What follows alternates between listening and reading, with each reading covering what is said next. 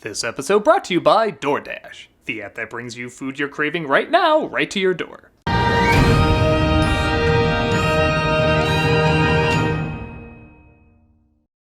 It's a gym! It's a gym! Rob! Oh my god, it's been so long!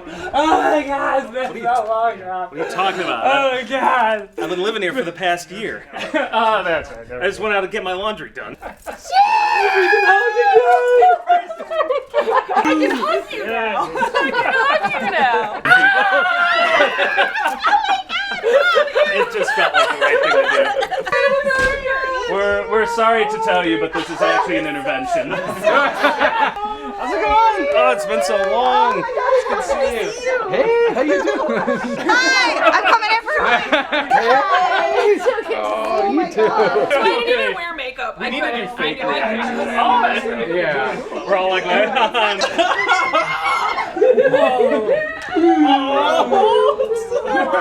Oh, you got the best. You're late. I had to stick to tradition. I'm hugging the cameraman. Shall we film? Yeah. Let's film, man. No. Yeah. Oh, I mean, yes.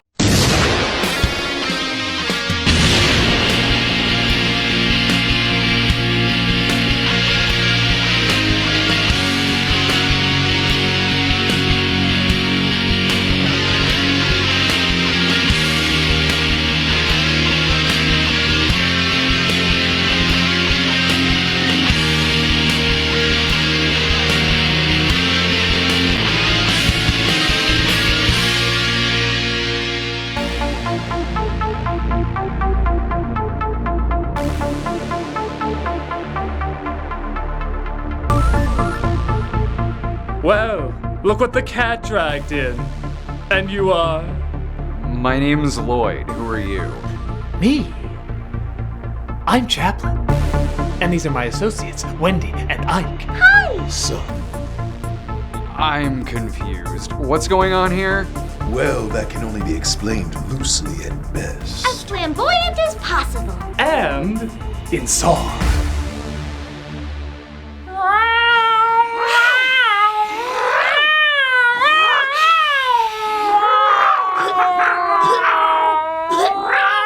Okay, cut.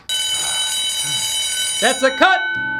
That was Fantastic! I mean, awful. Lloyd, I don't get what any of this is supposed to be. Didn't you read the script? It's the next big smash hit, Humans. Yeah, it's the first film about humans being humans for cats. And produced by cats. It'll break all box office records. Assuming our director can tone down the weirdness. Let me tell you something, Twinkle Toes.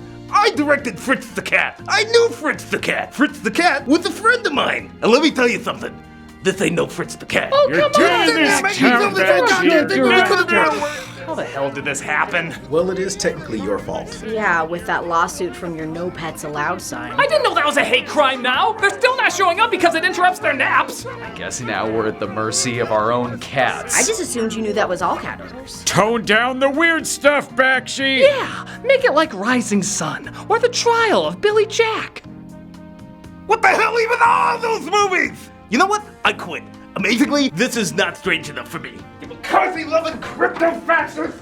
Oh no, where are we gonna get another director? Hey, we're producers. We know plenty of people lining up to have their visions destroyed. Take 5, everybody, while we sort this out. I'm Chaplin. Let's practice getting into character. By doing nothing? Yes. That felt forced.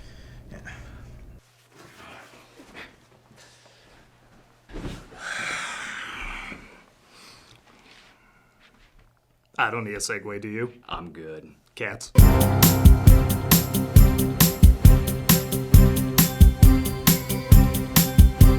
Released in 2019, the film adaptation of Cats took the world by storm, in the way a storm destroys people's lives and leaves few left to witness it. Becoming an instant punchline after the teaser alone, people were fascinated at the awkward and even uncomfortable designs that looked vastly different from the stage show. It got destroyed by critics, audiences, and bombed fierce at the box office, making $75.5 million against a $95 million budget. There was even an attempt to re-release the film with better technology, but unless the redesign looked like this, it wasn't gonna help much. To understand, though, why these cats rub people the wrong way, on top of looking like they would literally rub you the wrong way, we have to understand the source material. The Andrew Lloyd Webber musical, based on the poems of T.S. Eliot, started the phenomenon of the mega musical. Though it was released in 1981, it ran until 2000, making it one of the longest-running Broadway shows. Yet ironically, if you were to ask many people today what they think of it, they might react like this. Cats wasn't seen as awful, but it was seen as pop fluff, the Broadway equivalent of a popcorn movie, which might be exactly what they had in mind. With an extremely high-budgeted marketing campaign, Cats was advertised like a blockbuster movie. It wasn't a show, it was an experience. You couldn't forget about it. It was everywhere. Everybody knew this image with the cat eyes. I even remember as a kid seeing a poster of it at the store next to the Batman poster. I always thought it was a movie or a band, but not a musical. You just didn't see something like that everywhere.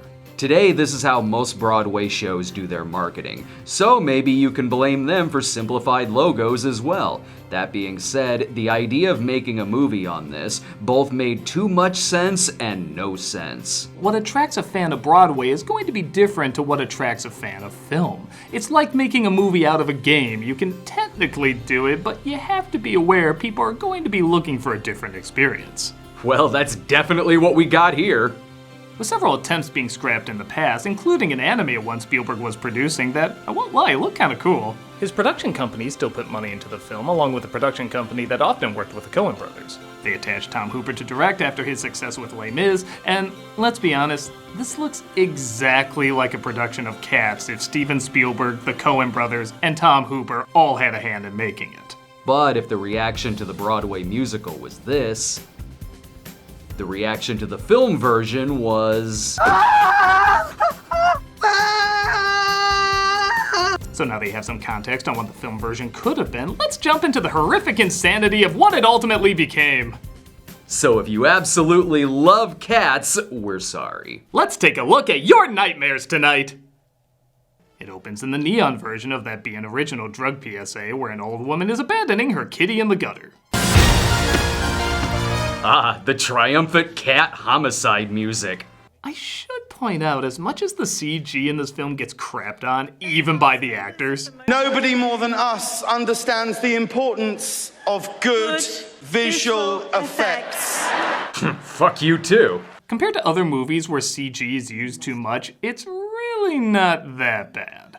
Oh, it still looks terrifying, but I think that's more the design than the animation itself. Combining human faces and the bodies with CG cat features would be like combining the meaning of life fish with the creature from Seaman. You wouldn't blame the animators, you'd blame the idea.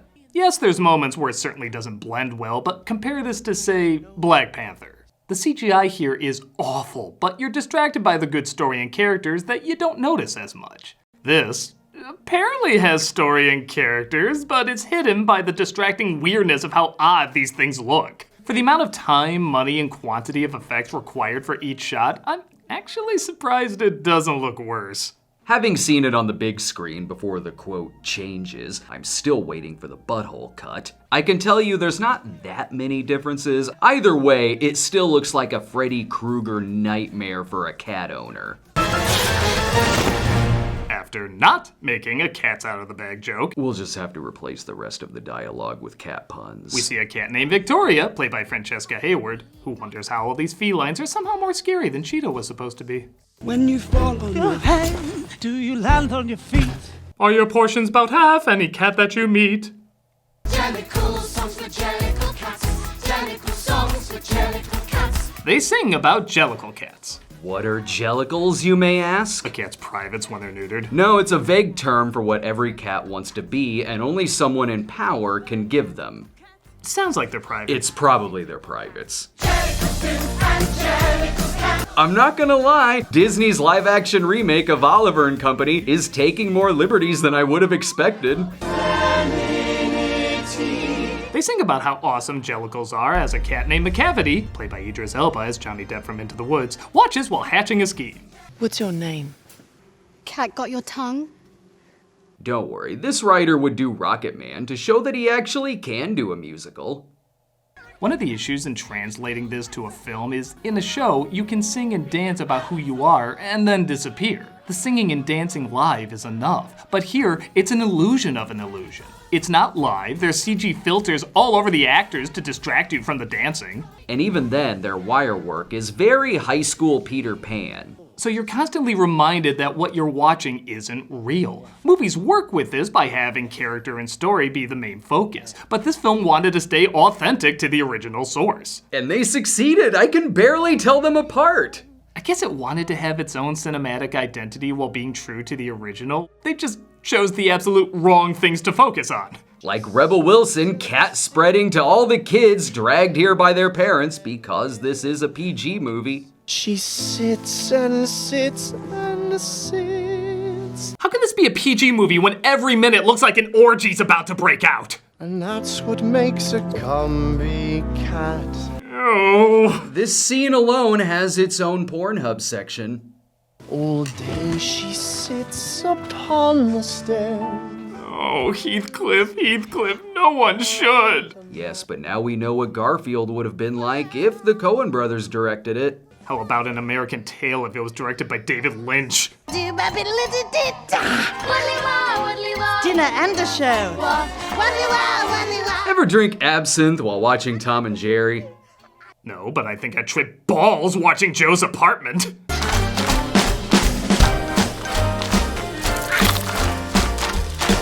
What do you think one of those cockroaches put on their resume?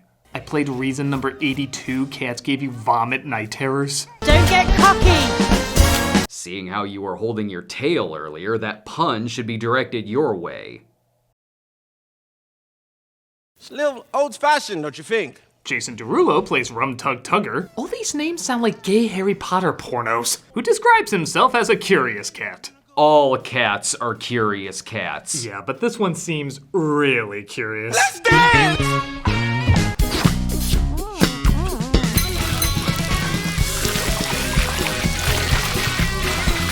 Is that the Korova milk bar? I don't see how there's any way it isn't. Stop milking it! Do you think this is Lloyd's Birth of a Nation? I don't know. He doesn't offend easily. We get a nasty bit of cat shaming, though, as a feline named Grisabella, played by Jennifer Hudson, is left out of the fun. You see... Whoa, didn't take her long to be the best thing in the movie. To everyone's credit, nobody looks like they're half-assing it. I just don't know if anyone knew how the hell this was gonna turn out. It's like the actors in The Giant Claw giving the best performances they could, having no idea this is what they'd be reacting to. So what's her story? She used to be the star of the windmill. Then she went with McCavity. Now she lives on the wasteland. Well, I just feel like I experienced What's Love Got to Do with It in 2 sentences. Good evening, all. Oh no, look what the cat dragged in. Do they think none of us have ever read a popsicle stick?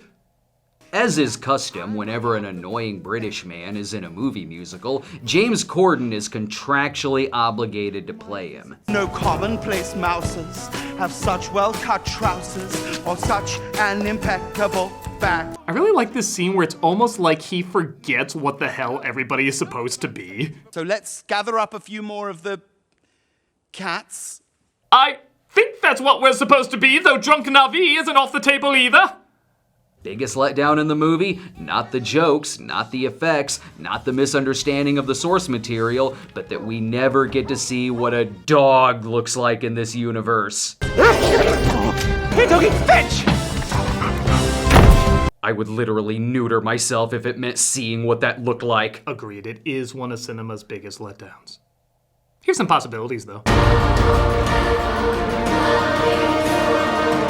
Little do they know that McCavity is kidnapping a bunch of them so that they can't be chosen to be the Jellicle Cat. I'm determined to win, and I prefer my competition chained up.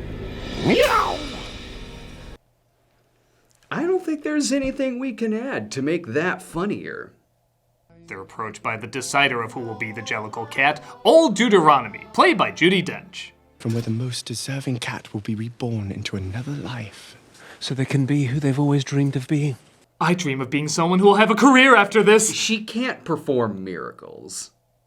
If I were king of the forest. I believe it's his Deuteronomy. Everyone is in awe of her presence. Why, even Ian McKellen is reminded of the time Patrick Stewart wore the exact same coat to get his attention. Jellicle cats come out tonight.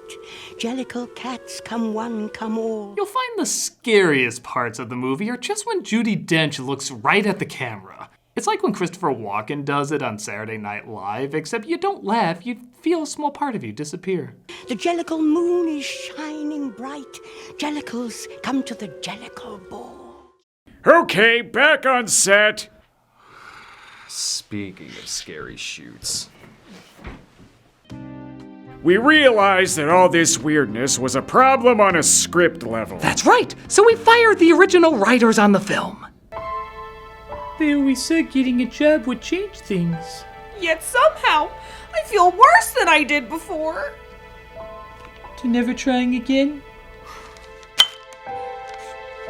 Now we got a new writer and a more grounded director. Isn't that right, Mr. Snyder? Oh, that's right, Cats. I please people about 40% of the time, but it's a potent 40%. All right, then, carry on. And action! How about we show you our strange and unusual ways by dropping some dated references? Wait, what?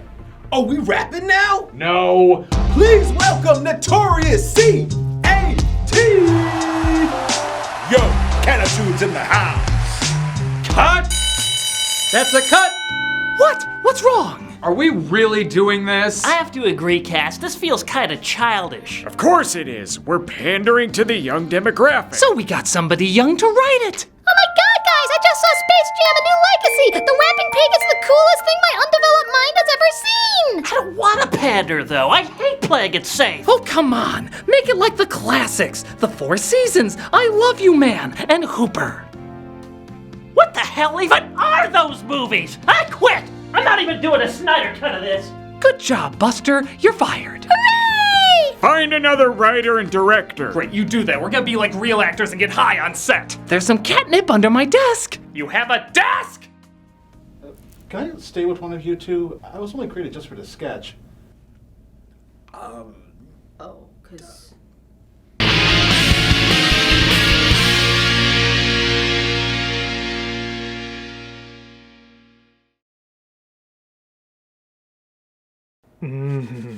Paper. Wait a minute, Douglas. You don't want to eat paper. The paper. What if I told you there was something you could eat that's better than paper? You lie! No, Douglas. I DoorDash. I'm confused. You want Chinese, they want pizza, and someone is craving froyo. I crave paper. Shut up. There's something for everyone at DoorDash. DoorDash connects you with the restaurants you love right now and right to your door. Are they as tasty as paper? Forget about paper. Who eats paper? And now you can get the grocery essentials you need with DoorDash. Get drinks, snacks, and other household items delivered in under an hour. This sounds like paper not wanting to get eaten talk. It is, Douglas, it is, but it can help you. Ordering is easy. Open the DoorDash app, choose what you want from where you want, and your items will be left safely outside your door with a contactless delivery drop-off setting.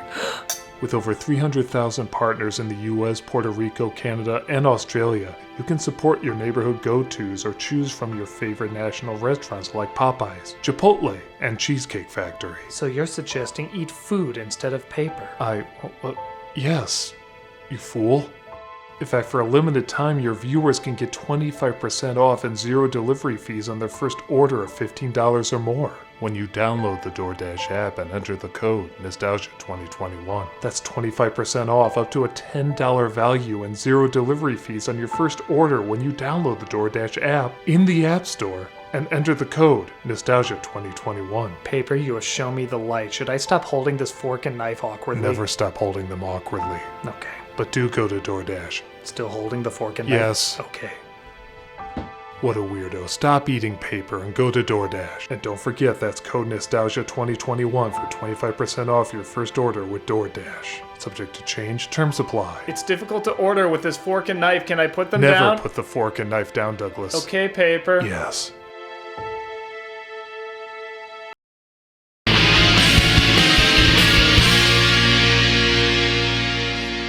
cats go inside the theater where old Deuteronomy will decide who will be the Jellicle Cat. They do all of their horny dances, hoping to impress her and get chosen.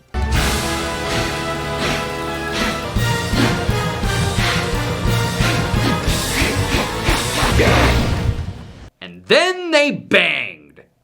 Victoria notices Grisabella outside, and because this will no doubt get tons of Oscar nods, why not throw in one for Best Original Song? Should I take chances when no one took chances? Did it get nominated? No! Next. Come back in, we're just about to do the Caligula fisting. Hey look, an Academy Award nominee licking out of a milk bowl. Again, I'm pretty sure he does that at Patrick Stewart's house. I'm a tremendous fan of your work. What's your name? Mr. Mistopheles. Oh, is there a Mr. Mistopheles? To McKellen's credit, he does give one of the few legitimately emotional scenes. I don't know what bizarre life this character lived, but it looks like he made it count. I have acted with Irving.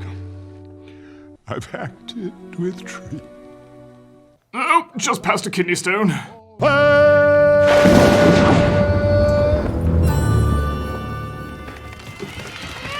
I'd be honored if you never did that again.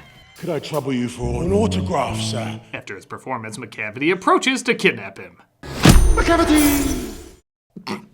Is that his catchphrase now? McCavity! Do you want to get McCavity too? Like and subscribe. Oh good, the strippers arrived. And I'd saunter to the rear. I'd been busy in the luggage van. Trust me, we know.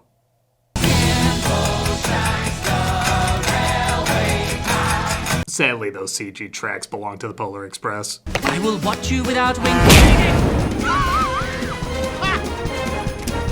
He vanishes as well, and McCavity's laugh fills the theater. Did I not instruct that box 5 was to be kept emptied? McCavity's a mystery cat. They're interrupted by Tomcat Swift, who builds up McCavity by sprinkling catnip on the crowd. I think that's the same way they tried to win over Oscar voters. McCavity, McCavity, there's no one like McCavity. Sorry, movie, despite your best efforts, I cannot jerk off to this. Well, we could try. Of course we'll try. I mean, obviously, yeah. McCavity, McCavity, there's no one like McCavity. So this is what Sylvester saw when he went through withdrawal in Birds Anonymous. McCavity wasn't there. Well, glad to see Rachel Dratch is still getting work. Like a snake. After exploiting her kitty titties, McCavity says he can sex things up even more. McCavity, McCavity. This is the most graphic PG ever. I'm not gonna lie, I love that parents took their kids to this because now they have to develop with this imagery in their head somewhere. I can't wait to see how messed up the next generation's gonna be. I just dropped in to see what new fetish this movie would begin. You're a cheat, McCavity. When it looks like old Deuteronomy won't choose him, he McCavities her away to his ship, because cats have ships. I demand that you grant me another life. Don't make me scratch your belly. I know cats hate that. You're a magician. Not knowing what to do, one cat recommends using the magic of Mr. Mistopheles. Really? I can't. You could try. You have the magic laser pointer. You're like a god. They all sing a song inspiring him, and he eventually uses his magic to bring her back. Magical Mr. Mistopheles. Just kidding. McCavity! No, his magic does work, so naturally, saving her life, he should be chosen to be the Jellicle Cat. Wait, this one complained the loudest. We better reward her. The story of Twitter. Turn your face to the moon. Thus we begin. We can Anne Hathaway this again, right? Hudson does a great job as always, but it's very clear they're trying to recreate Hathaway's Oscar moment from Les Mis. And I'm sorry, but that gritty handheld style that felt so intimate doesn't work when you look like Mike Myers' Cat in the Hat posing as the Quick Bunny. You are the Jellicle choice. Well, that's good to know, because I'm actually McKellen! Will you stop that? I'm sorry, it's just so funny.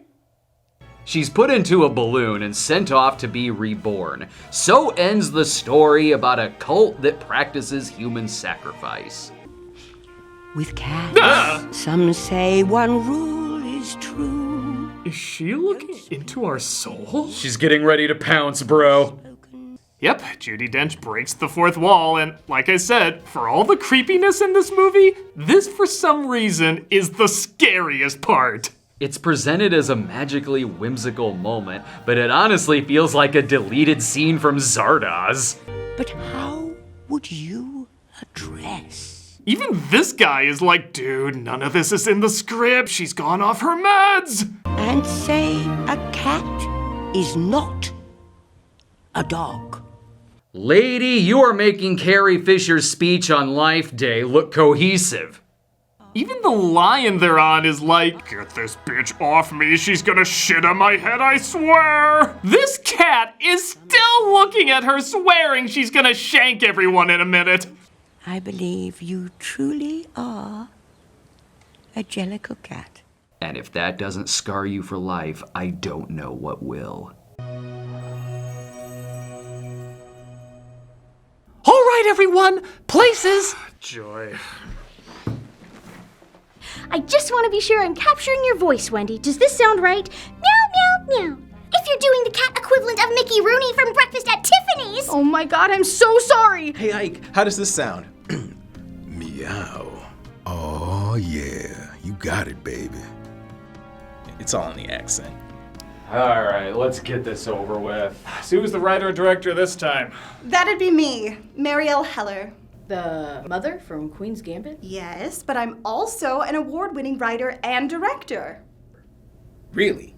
The mother from Queen's Gambit? I directed A Beautiful Day in the Neighborhood. Anyway, they tell me they want something more normal, so we're going to play down the, are you IMDb'ing me? It's so random, it has to be true. That's exactly why it would be made up. Screw it! Everyone just knows me from Queen's Gambit! I quit! Huh, she also directed Diary of a Teenage Girl. That's an underrated movie, man. Not enough people talk about it. Fear not, we got 2 new talents on the phone ready to go. The chart says we need to prequel something. Can you de-villainize a villain?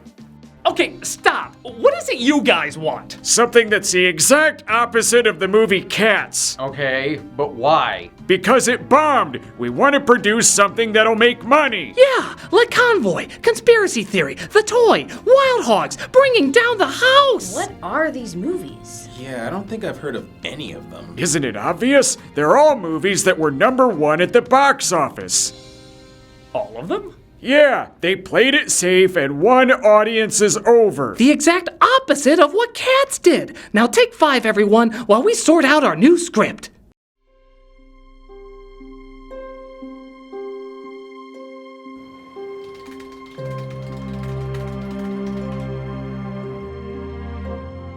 In many ways, the work of a critic is easy. We risk very little, yet enjoy a position over those who offer up their work and theirselves to our judgment. We thrive on negative criticism, which is fun to write and to watch, but there are times when a critic truly risks something, and that is the discovery and defense of the new. The god-awful new. We celebrate new ideas and gambles when they work, and rip them apart when they don't. But in both cases, someone is still taking a great risk. It's important to discuss why one risk works and why another doesn't, but discrediting an experimental failure is almost as bad as ignoring an experimental success. The fact is, there is nothing like the movie Cats, with its bizarre look, insane writing, and baffling interpretation of a successful property. It is an experience that can never be forgotten. It's practically a send-up of the coked-out musicals of the 70s, when anything and everything was tried out simply because they could.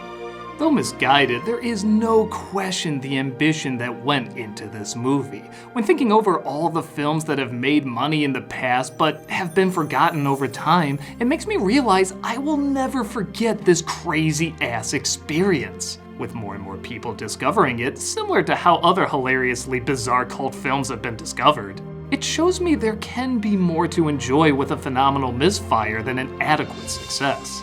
I'd much rather watch a train wreck that's passionately incompetent than serviceable mush that's forgettably passable. In the grand scheme of things, this average piece of junk is probably more meaningful than our criticism designates it so.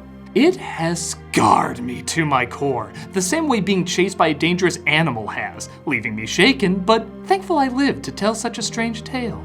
So when thinking about how weird, uncomfortable, or downright hilarious this film is, remember that the memorable risks taken to bring you something that doesn't work are not too far off from the memorable risks that bring you something that does. Though there are many films I struggle to remember, I know Cats is an experience I will be returning to soon. Hungry for more. I never thought of looking at movies that way. I think there's only one logical step to take. Agreed. I'm Wendy. I'm Mike. I'm Lloyd. I'm Chaplin, and we are Humans! I may have gotten too pretentious. Is this a good thing or a bad thing? I don't know, have some catnip.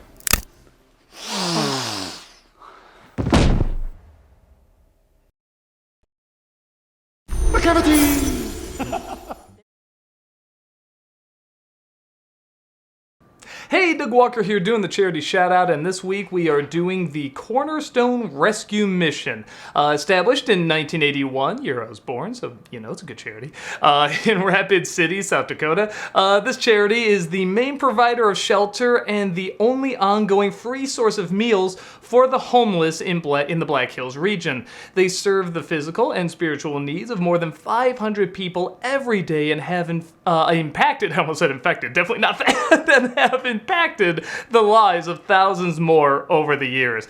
Many have gone on to lead fulfilling, independent lives and contribute to the community in so many ways. They have a 4-star rating on Charity Navigator, so you know this is a good one to check out, possibly donate to. You can even volunteer at it as well. If you go to the site, you can just see all the great things that they do, so definitely take a look at them. And if you can't donate or can't volunteer, just spread the word, man, because they do really, really good stuff. That's about it. I'll see you next time.